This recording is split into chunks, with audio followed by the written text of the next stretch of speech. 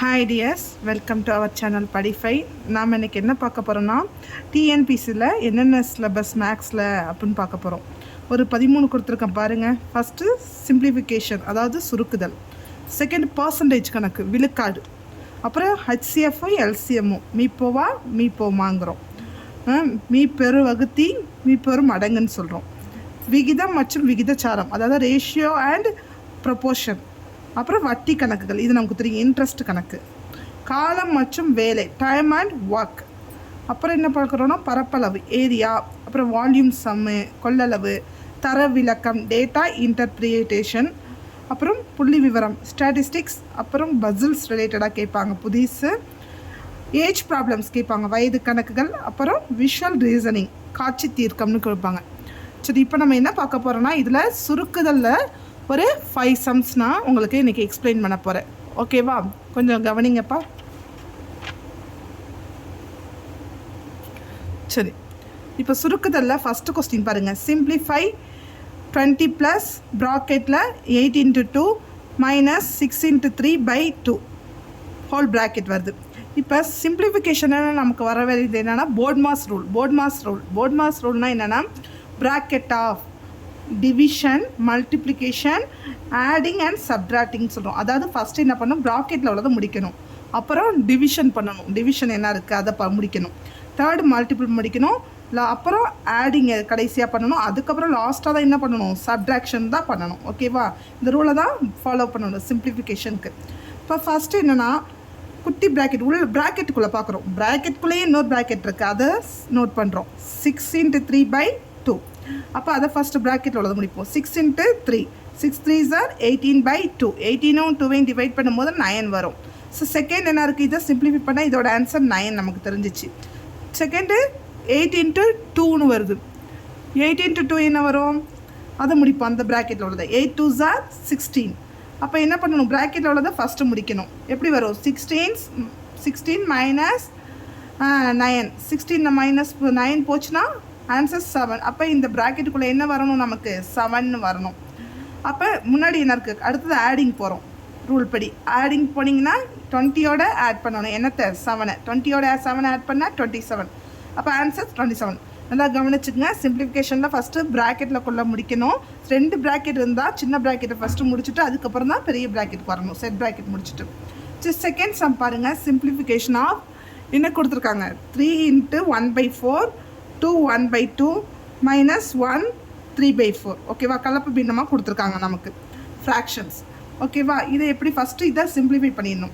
இப்போ இப்படி இருந்ததுனால என்ன பண்ணணும்னா, டினாமினேட்டர் இருக்குது பார்த்தீங்களா, அதாவது என்னது பகுதி என்ன பண்ணணும்னா டினாமினேட்டரை சைடில் உள்ள நம்பரோட மல்டிபிள் பண்ணிவிட்டு மேலே உள்ள நம்பரோட ஆட் பண்ணிக்கணும். இப்போ 4 3s are 12. 12 + 1/4. அப்போ 12 + 1 என்ன சொல்லுவோம், 13/4. செகண்ட் அடுத்தது பாருங்கள், 2 × 2 4 + 1/2 5/2ன்னு வந்துடும்.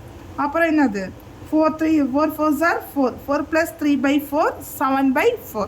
இப்போ எல்லாத்தையும் சிம்பிளிஃபை பண்ணி நார்மலாக தசம பின்னமாக மாற்றிட்டோம். அடுத்தது என்ன பண்ணுறோம், எல்லாத்தையும் ஃபஸ்ட் 2 ஆட் பண்ணுறோம்.